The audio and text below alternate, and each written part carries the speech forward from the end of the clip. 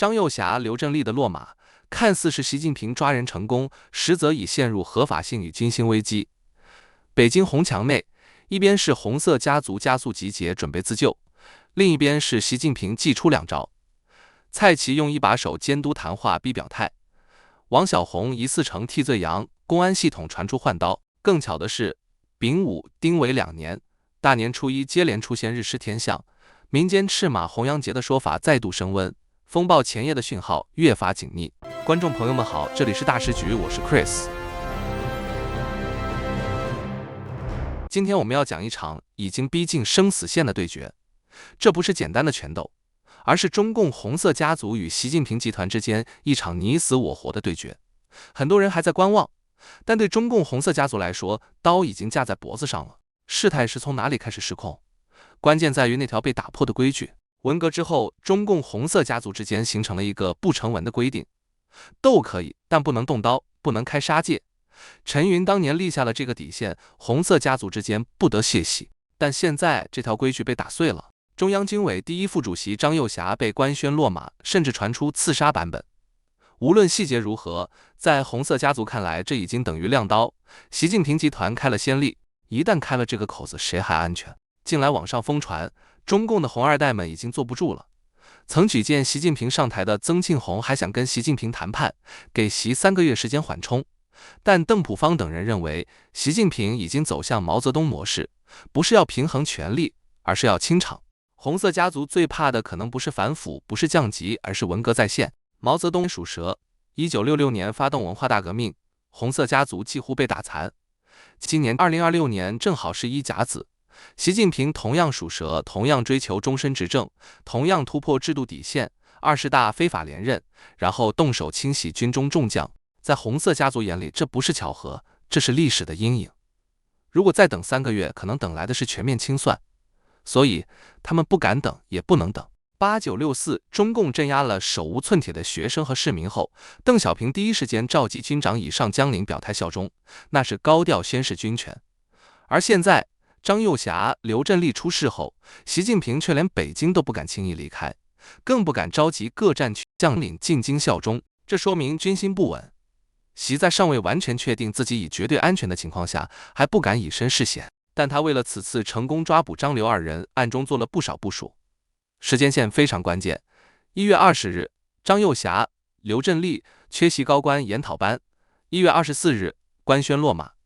但更早之前，北京卫戍区已悄然换将，武警上海总队司令陈元被调往北京卫戍区领导岗位。北京卫戍区平时守卫中南海，战时负责高层转移，谁握住卫戍区，谁就握住半个北京。而这一任命在官宣之前就已完成，这不是临时反应，这是提前布防。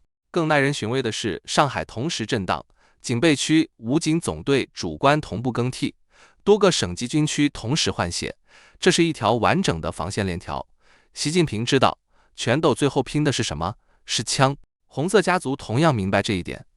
据网上爆料，现在他们已经围绕邓小平家族形成某种共识。他们深知，中共政权从来都是靠斗争取得，靠斗争维持。邓小平在1989年6四事件中说过杀他20万，稳定20年，那种中共为把持政权不惜牺牲百姓生命的思维从未消失。和胡锦涛、温家宝不同，红色家族不怕乱，他们反而认为越乱越有机会，乱军队才有进京条件，乱才有破局可能。所以现在出现一个极端危险的状态，双方都在高度戒备。习近平的安保级别提升到最高，他出面见人全部提前安排，防止任何突发。而红色家族也在暗中寻找一击击中的时机。习近平可能也有顾忌，不敢动邓小平、刘少奇、陈云、叶剑英家族，可再拖下去，红色家族很可能会被一网打尽，恐爆发全面内战。对红色家族来说，江山是打出来的，不是弹出来的，所以谈判3个月，在他们看来不可取。今天这场博弈已经不是谁下台那么简单，而是谁能活下来。习近平想终身执政，想成为历史定位的强人，但在红色家族眼里，他越来越像毛泽东晚年的权力狂热。如果历史真的重演，1966与2026的重合，足以让他们心惊。现在这盘棋已经走到最危险的一步，谁会先动手？谁能锁住君臣？谁能撕掉团结稳定的面具？也许张幼霞的落马只是水面上的浪花，真正的暗流正在水下翻涌。对中国老百姓来说，他们或许感受到的只是物价上涨、经济下滑、气氛压抑，但在中南海深处，一场关乎生死的权力对决可能已经进入倒计时，接下来的每一步都可能改写中国未来的走向。下面我们把镜头对准北京红墙里最诡异的一幕：习近平成功抓捕了张幼霞，却没人站出来鼓掌。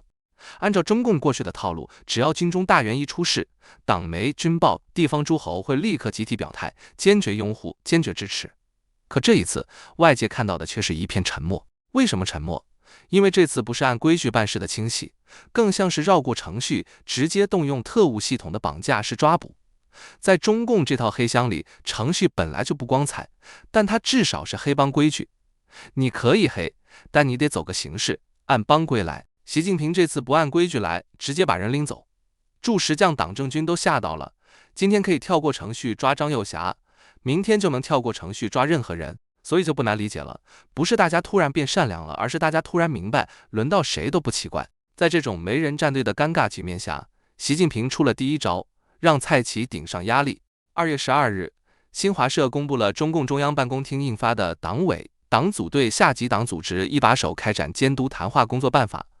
文件标注为2026年1月30日批准，1月30日发布，要求各地各部门遵照执行。乍听起来很反腐很监督，但翻成大白话就是一句：上级可以随时把下级一把手叫进小黑屋，面对面谈话，让你表态认错交代整改。而且文件写得很清楚，谈话要直奔主题，直面问题，见人见事见思想，还规定了谈话后1个月内交整改措施，3个月内报整改情况。而且该文件的第18条规定，军队可以根据本办法制定军队党委开展监督谈话工作细则。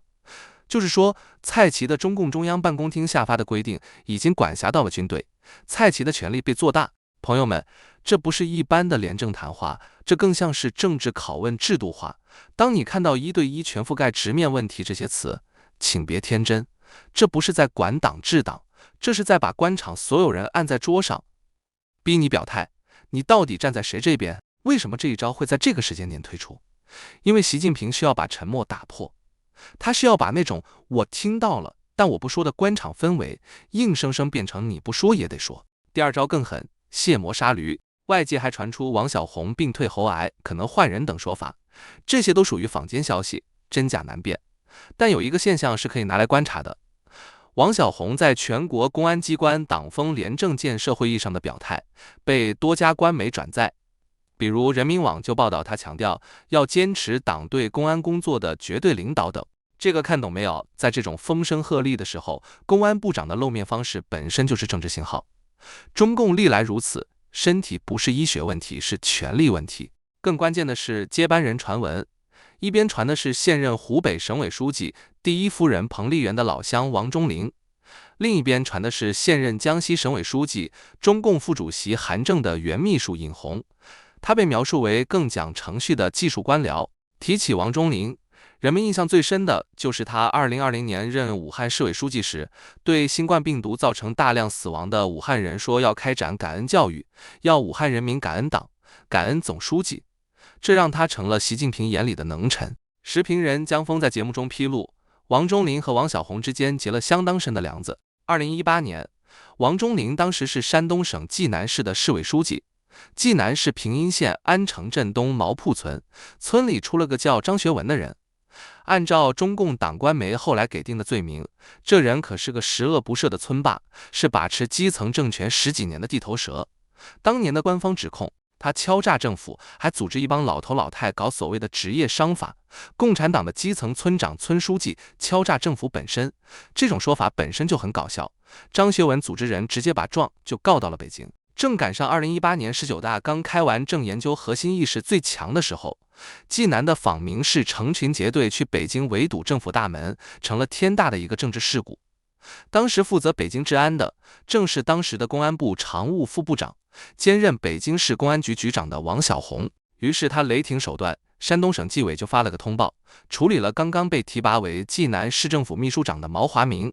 他之前是平阴县的县委书记，通报说，他对打击村霸不担当不作为，直接就给了个党内严重警告免职。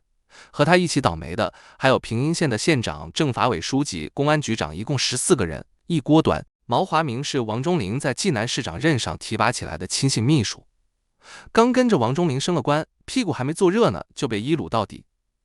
中国人讲打狗看主人，王小红直接的啪啪的打在了市委书记王忠林的脸上了。现在轮到传闻王忠林接替王小红，这真成了宿命对决，风水轮流转。一旦王忠林掌了权，当年在济南受的那口气，自己亲戚被整的那笔账，他能不跟公安部王小红留下的那些福建帮算吗？